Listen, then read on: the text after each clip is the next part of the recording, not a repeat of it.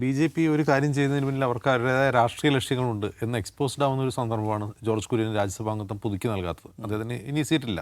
രാജ്യസഭാംഗം അല്ലാതാകുന്നതോടെ എന്താണ് കേന്ദ്രമന്ത്രിസഭയിൽ നിന്ന് അദ്ദേഹം പുറത്താവുന്നു. അതാണ് യഥാർത്ഥത്തിൽ സംഭവിക്കുന്നത്. അപ്പോൾ എന്തുകൊണ്ട് പുതുക്കി നൽകുന്നില്ല എന്നൊരു ക്വസ്റ്റ്യനുണ്ട്. അത് വളരെ പ്രധാനപ്പെട്ട ഒരു ചരിത്ര സംഭവമാണ് ഇപ്പോൾ അത്. കാരണം ഈ 2024 ലോക്സഭാ തെരഞ്ഞെടുപ്പിന് ശേഷം അധികാരത്തിൽ NDA സർക്കാരിൽ ഒറ്റ മുസ്ലിം മന്ത്രിയില്ല, ഒരു മുസ്ലിം മന്ത്രിയില്ല. കാരണം ബി.ജെ.പിക്ക് മുസ്ലിം MP-മാരില്ല. പിന്നെ MP-മാരുള്ളത് JDU-നാണെന്ന് തോന്നുന്നു. പക്ഷേ ആരെയും മന്ത്രിയാക്കിയിട്ടില്ല. അപ്പോൾ അതിന് കൃത്യമായൊരു പൊളിറ്റിക്കൽ മെസ്സേജ് ഉണ്ട്. ഞങ്ങൾ ഉമ്മാരെ ആക്കുന്നില്ല എന്നൊരു പൊളിറ്റിക്കൽ മെസ്സേജാണത്. അതിനു മുമ്പ് നജ്മ ഹെപ്തുള്ളയും അതിൽ മുഖ്താർ അബ്ബാസ് നഖ്വിയൊക്കെ MJ അക്ബർ ഉണ്ടായിരുന്നു. അങ്ങനെ ഒരുപാട് പേര് മുസ്ലിം മന്ത്രിമാരുണ്ടായിരുന്നു മുൻ മോദി സർക്കാരിൽ. ഇതിൽ മുസ്ലിം മന്ത്രിമാരില്ല.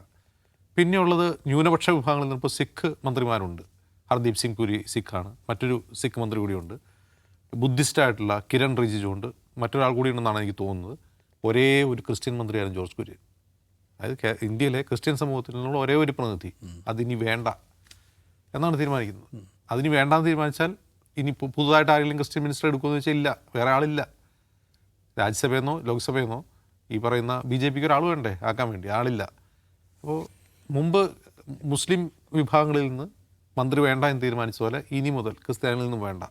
അതായത് ഈസ്റ്റർ നയതന്ത്രവും ക്രിസ്ത്യൻ ഔട്ട്റീച്ചും ഒക്കെ അവസാനിക്കുന്നതിൻ്റെ ലക്ഷണമാണ് കാണുന്നത്. കാരണം ഈ അവസാനത്തെ നിയമസഭാ തെരഞ്ഞെടുപ്പിൽ കേരളത്തിൽ അതിനുള്ള പ്രതീക്ഷകൾ അവർ അസ്തമിച്ചു എന്ന് തോന്നുന്ന ഒന്നാണ്. കാരണം രാജീവ് ചന്ദ്രശേഖരൻ്റെ നേതൃത്വത്തിൽ അതിനുള്ള ശ്രമം നടത്തിയിരുന്നു കുറേ കൂടി ഊർജ്ജസ്വലമായി. അദ്ദേഹം അധികാരത്തിലേറിയതിനു ശേഷം ഛത്തീസ്ഗഡിൽ കന്യാസ്ത്രീകൾ ആക്രമിക്കപ്പെട്ട സംഭവവുമായി ബന്ധപ്പെട്ട് അനൂപ് ആൻ്റണിയുടെ നേതൃത്വത്തിൽ വലിയ ദൗത്യ സംഘത്തെ അയക്കുന്നു ഛത്തീസ്ഗഡിലേക്ക്.